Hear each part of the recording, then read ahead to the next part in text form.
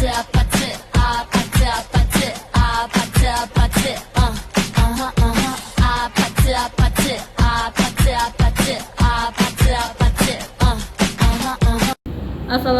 warahmatullahi wabarakatuh. Perkenalkan, saya Farwala dari. Saya Pasel Frida.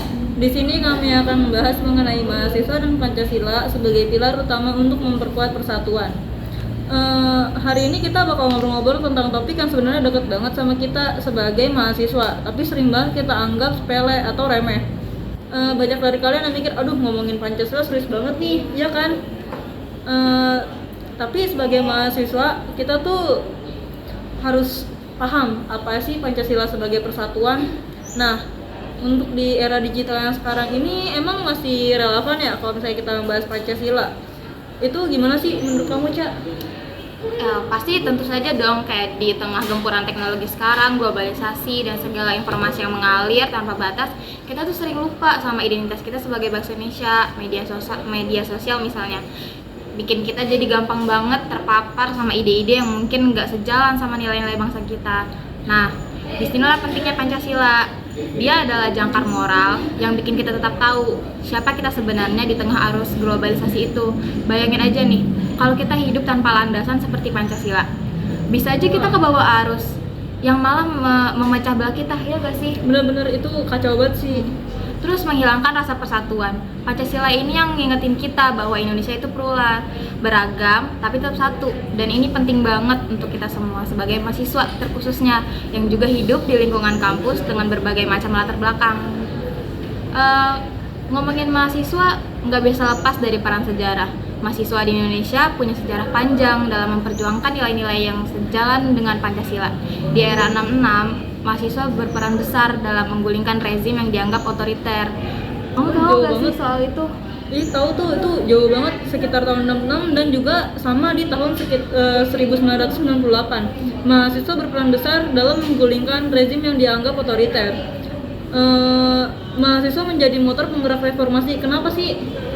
Karena mereka sadar bahwa ada yang salah dengan negara ini, bahwa nilai-nilai Pancasila seperti keadilan sosial dan demokrasi itu terabaikan. Sekarang walaupun nggak ada lagi rezim otoriter yang harus kita lawan, tantangannya nggak kalah besar. Kamu tahu nggak sih, Ca, apa? Apa sih emangnya? Nah, itu tuh di era digital yang sekarang ya, perpecahan bisa muncul dari mana saja.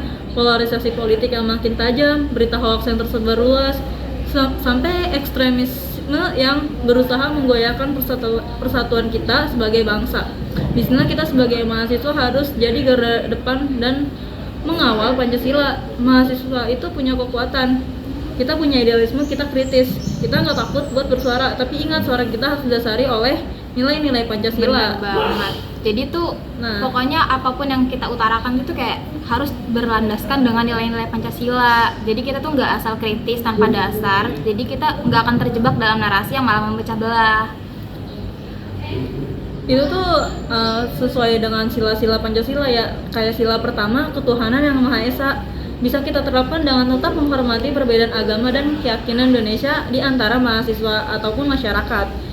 Di kampus kita pasti ketemu dengan teman-teman yang mempunyai latar belakang agama yang berbeda, tapi dengan Pancasila kita diajarkan untuk saling menghormati dan menjalani hidup berdampingan tanpa diskriminasi. Gimana dengan sila kedua, Ca? Nah, lalu di sila kedua itu, di mana isinya yaitu kemanusiaan yang adil dan beradab, bisa kita terapkan dengan ikut terlibat dalam aksi-aksi kemanusiaan. Contohnya itu volunteer atau bakti sosial. Banyak kegiatan yang di kampus tuh sering mengadakan kegiatan seperti itu, kayak contohnya waktu itu kita pernah mengadakan kegiatan pengabdian masyarakat. Nah, dan itu adalah salah satu bentuk nyata dari implementasi dari sila kedua. Keren ya mahasiswa. Nih lanjut ke sila ketiga, itu ada persatuan Indonesia. Itu tuh sangat relevan di lingkungan kampus, dimana kita harus menjaga persatuan di tengah keberagaman, karena kan di kampus gak mungkin cuma hanya satu suku doang ya. Nah, di kampus kita sering melihat nih gesekan-gesekan kecil antar mahasiswa dari berbagai daerah. Bahkan mungkin ada yang sampai bawa-bawa perbedaan suku atau agama, sampai mahasiswa yang sadar akan Pancasila itu kita memang harus menyatukan banget kan suku-sukunya. Nah, itu tuh nggak boleh karena kayak kita tuh nggak boleh sampai itu kan jatuhnya jadi rasis ya, kita ke yang beda-beda gitu. Nah, Itu terus parah sih emang kalau udah rasis gitu. terus ada sila keempat nih, di mana isinya kerakyatan yang dipimpin oleh hikmat kebijaksanaan dalam permusyawaratan perwakilan. Ini terkait banget sama bagaimana kita menyikapi demokrasi di kampus. Sebagai mahasiswa, kita juga punya hak untuk bersuara, ikut serta dalam pemilihan di organisasi kampus. Kayak contohnya kemarin baru aja kita ngadain pemilu buat Hima. Nah, di situ kita sebagai mahasiswa sistem informasi, kita punya hak buat ikut dalam pemilihan tersebut. Kita memilih ketuanya siapa. Nah, jadi gitu tuh. Memilih dengan hak suara yang jujur, adil, dan juga rahasia. Nah, Selanjutnya ada yang terakhir itu sila kelima, keadilan sosial bagi seluruh rakyat Indonesia. Ini adalah esensi dari semua perjuangan mahasiswa. Keadilan sosial adalah tujuan kita sebagai mahasiswa. Kita harus memperjuangkan keadilan di berbagai aspek, baik di kampus maupun di luar kampus. Misalnya, kita bisa kritis nih terhadap kebijakan kampus yang mungkin gak adil atau diskriminatif, dan kita bisa berperan dalam memperjuangkan hak-hak mahasiswa. Mungkin banyak yang gak sadar, tapi bisa saja nih ada hak-hak mahasiswa yang udah nggak dilakuin sama bener kampus. banget. Nah, di situ udah tuh banyak loh. kita tuh bisa bersuara buat menuntut keadilan. Karena kita juga memiliki hak sebagai mahasiswa di kampus tersebut. Di era modern ini, perjuangan kita sebagai mahasiswa nggak lagi melulu tentang turun ke jalan ataupun yang disebut demokrasi.